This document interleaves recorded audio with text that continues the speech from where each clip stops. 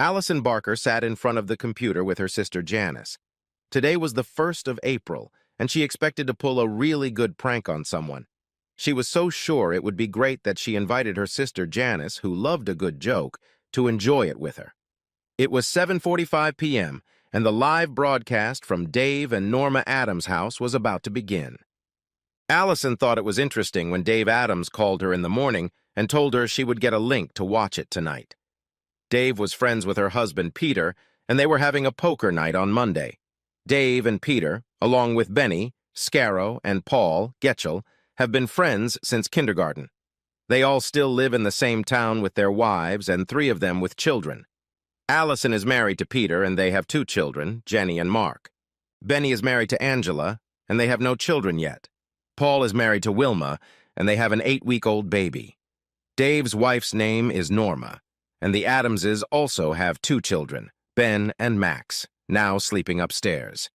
Every Monday is poker night, and the venue alternates between the houses. The wives look after the children at home, except for the owner's wife, who acted as hostess for the poker players. On Thursdays, the wives in turn get together and do something. They became friends through their husbands and enjoyed each other's company. They like to try different activities: needlework, dance lessons, reading books, and currently playing pickleball. Angela Scarrow sat alone in front of her tablet. She had grown up with 4 brothers, always goofing around and playing pranks on each other. Angela wondered what Dave had planned, but hoped it would be okay. It was 7:45 p.m., and a live broadcast was to begin from Dave and Norma Adams' house. Wilma Getchell clicked on the link Dave Adams had sent her on her laptop. Next to the laptop on the kitchen table is a video baby monitor. Paul Jr. is asleep at the moment, and Wilma could use a nap. It's been 8 weeks since Paul Jr. was born. He's not an easy baby, and Wilma is sure she has postpartum depression herself. Paul Sr. isn't much help either. He works too much, and when he's home, he's neither sympathetic nor helpful. This, in turn, was causing Wilma even more inner turmoil and stress. She was about to close her laptop and go upstairs to sleep, but held back. It was 7:45 p.m., and a live broadcast was about to begin from Dave and Norma Adams' house. Norma Adams' parents are Betty and Albert Jones. They, too, received a call and link from Dave Adams. Betty and Albert adored Dave. He treats their daughter Norma so well. She was so wild and crazy in her teens and early 20s. They had just about given up hope that she would ever stop partying and having fun when she met Dave. 8 years and 2 kids later, Dave and Norma are doing just fine, and Betty and Albert are so happy for them. What will happen tonight remains a mystery, but tonight is Fool's Day, which means they need to have fun. Albert opened a couple beers for himself and Betty made popcorn. Their son Jerry hooked up the internet to the smart TV, and they settled on the couch, looking at the 132-inch screen. It was now 7:45 p.m., and the live broadcast was starting from Dave and Norma's house. All the viewers had their playback and recording modes set to play and record at the same time. Dave Adams specifically said that there should be recording. The viewers decided that this must be some great joke for the ages, since Dave wants them to record it, so everyone set up to record. The live broadcast began with the usual male banter as 3 friends arrived at the Adams house. The card table was ready, and soon the card game began. At 7:45 p.m., the viewers' screens lit up with a great view of the Adams living room and 4 men drinking beer and playing poker. 10 minutes afterward, Norma's voice was heard in the background, announcing that more beer and chips were about to be brought in. For part of the audience, the screen split at this point, but for the rest of the audience, only the kitchen appeared on the screen. There, Norma was putting chips in a bowl and pouring 4 bottles of beer into glasses. It was business as usual until Norma pulled a small bag from her pocket and poured the contents into one of the glasses. The contents dissolved, and the foam on top made it impossible to see the difference. All the spectators were wondering what was in the bag. The raffle was getting closer, and they began to guess who would get the loaded beer. Albert Jones quickly bet his wife that Paul would get that beer. Janice told Allison that her husband Peter would get the beer. However, to the surprise of the audience, the beer went to Dave Adams. This was becoming increasingly intriguing. Why would Dave and Norma give the contents of the package to Dave? It must involve both of them. Apparently, they have cameras installed in their house to record this prank. Dave sent them the link. Strange. It was all very strange. Soon, Dave began to feel drowsy. He slouched down and couldn't keep his eyes open. The audience was puzzled. Are the other three going to shave off half of Dave's hair? That doesn't make sense. It's probably a prank within a prank. Did Norma give the beer to Dave by mistake, was supposed to give it to someone else but got confused? The audience were all staring intently at their screens. Things were definitely getting exciting. As Dave's head slowly lowered onto the card table and his hand hung limply, dropping the cards to the floor, the audience simultaneously held their breath. Then Norma's voice came through the speakers in the audience houses. "Finally! 4 weeks I've been waiting for this moment. Come on, guys. Let's head to the bedroom. We don't have much time." Allison Barker looked at her sister Janice. Janice looked at Allison. They were shocked. Angela Scarrow's eyes narrowed and she picked up her cell phone. Wilma Getchell stared at the baby monitor screen while Paul Jr. fiddled in bed and almost missed the whole thing. A sense of dread came over Betty and Albert, and they couldn't take their eyes off the screen. Once again, those with a split screen could see Dave sleeping on the card table and the bedroom in the other part. Those without a split screen had only an image of the bedroom, and what an image it was. Norma, Peter, Benny, and Paul undressed in record time. Paul lay on the bed with his feet down on the floor. Norma quickly climbed on top, and it began. The onlookers couldn't believe it. No foreplay. 1 minute it was a game of cards, and the next minute Norma was tightly sealed. It all happened so naturally that it clearly couldn't have been the first time. In a way, it seemed logical. The poker game was ending at 9:30 p.m., so the lovers didn't have much time. Still, it was a shock. At this point, Janice was hugging her sister Allison, and Allison was sobbing on her chest. Neither woman could get a word out. Allison thought she had the perfect husband and marriage, and couldn't understand what was happening on the screen. Janice was so upset with her sister that she couldn't form a coherent sentence, so she didn't say anything. Angela Scarrow was furious. She dialed her older brother Jeff's number on her cell phone. When Jeff answered, Angela was very brief. "That asshole husband of mine is cheating on me. He's at 435 Arrow Road right now with that whore." Jeff wasn't surprised. None of Angela's brothers liked Benny Scarrow. Angela was the youngest and Jeff was the oldest, the other three being Jason, James, and Jared. Their father had died of cancer when Angela was only 6 years old, and his last words to his 4 boys were to take a promise to look after their mom and sister. Jeff immediately dropped out of school and began working in construction. When he turned 18, he became an apprentice carpenter and sent all his money home to his mom. Jason dropped out of school at 16 and started working construction, also giving his mom a paycheck.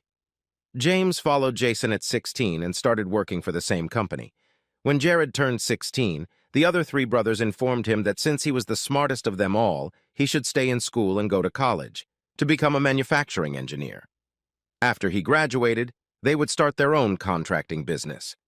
When Angela married Benny, the 4 brothers' design and construction company was doing well. Jared lived at home with his mom, and his other 3 brothers were married. They were a tight bunch, and Benny was tolerated because he married their sister, but they didn't like him. Sometimes Benny would get drunk and say to Angela, "I piss on your brothers." Angela loved Benny and her brothers and thought she had a good marriage, so although there was friction, it was manageable. It's amazing how quickly love can turn to hate. While Jeff called his brothers, the orgy at the Adams house continued. Wilma Getchell was tearing up. 8 weeks of depression, misery, hormones, and lack of sleep had put her in some kind of zombie state. She went to Paul Jr.'s bedroom, picked him up in her arms, and carried him downstairs. She quickly buckled him in his baby carrier and carried him to the car. Betty and Albert turned off the television. The expression of sadness on their faces spoke for itself. Albert got up from the couch, kissed his wife goodbye, put on his coat, and left. 25 minutes later. By now, Norma was hermetically sealed again. The first person to notice was John, Dave's brother, in Benny's bedroom doorway. While Benny was pondering this, John entered the room and with him a blonde woman with a businesslike look. The sounds of sex died down as the woman said in a clear, calm voice, "Would the man please stop so I can ask the woman a question?" Norma twisted her head. "What the hell?" Norma was echoed by Paul. "What the—" Peter changed the phrase slightly, still working on it. "Who the hell?" The woman took 2 steps toward the bed and asked Norma, "Are you Norma Adams?" Norma nodded her head. The woman continued, "I'll take that as confirmation, and you have been served." She then took a picture. It may be one of the most unique shots of its kind. After which the woman turned and walked away. John spoke. "I have a power of attorney from my brother. Since you have deprived him of his legal capacity, I am acting in his place. Get out of my brother's house." Norma tried to speak, but John looked straight at her. "Especially you, you stinking piece of shit. My brother loved you, and you do things like this. Just get out." At that moment, Benny realized that he had to get out of here as soon as possible. He grabbed his clothes and ran downstairs to the card room to get dressed. He was met by Jeff, Jason, James, and Jared. When Benny stopped, Jeff stepped forward and slammed his fist into Benny's jaw. Benny's jaw couldn't take the blow from the construction worker's fist and shattered.